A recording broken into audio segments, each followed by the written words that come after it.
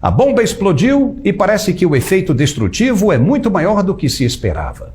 As denúncias do ministro Fábio Faria se confirmaram, como todo mundo já sabia.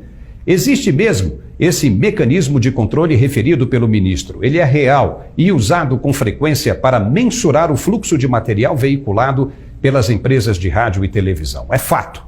E contra fatos não há argumentos. Os documentos apresentados trazem uma série de informação detalhada, como peça, tempo, título, número de inserções, datas, sites, horários, endereços e mais uma sorte de outros detalhes, resultando em cerca de 5.000 páginas.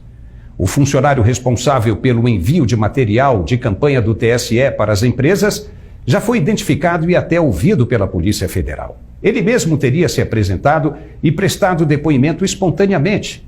É mais uma confirmação da falta de lisura nesse aspecto do processo eleitoral.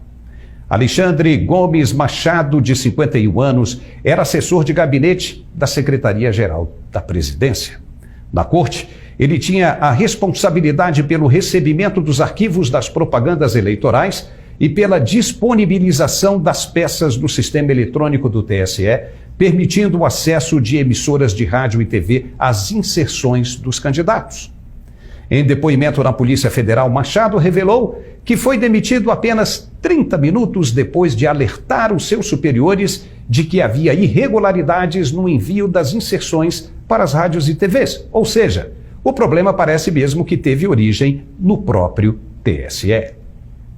Mas a primeira barreira do Exército da Salvação Petista já entrou em ação.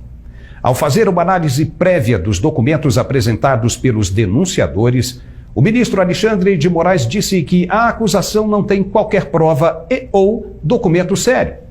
Mas como assim? Segundo ele, o pedido da campanha se baseia em um relatório feito pela Audiência Brasil Tecnologia, sediada em Santa Catarina e que se apresenta como plataforma de distribuição, gerenciamento e acompanhamento de veiculações nas campanhas de mídia. Só que a coisa vai mais além.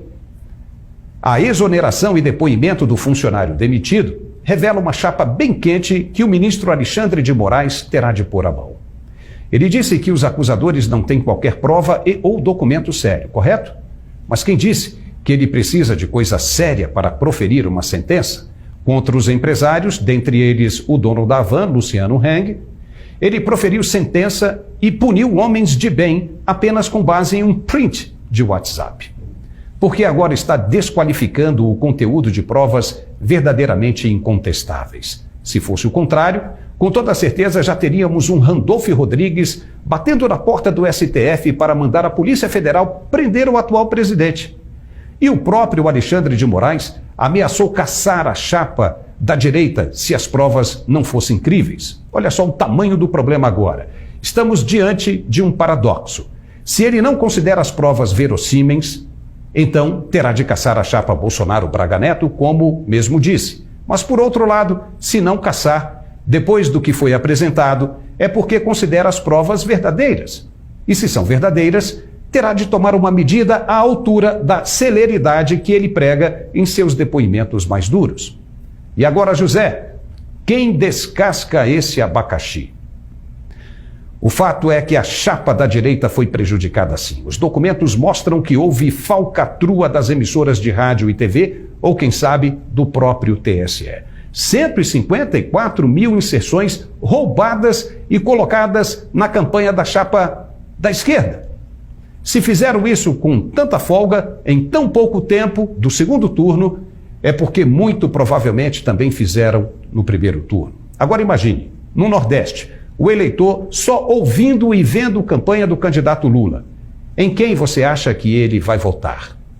É uma indução massiva de informação direcionada que prejudica o equilíbrio da campanha em favorecimento do candidato beneficiado. E foi o que aconteceu no primeiro turno. Lula venceu no Nordeste, onde o candidato Bolsonaro não apareceu.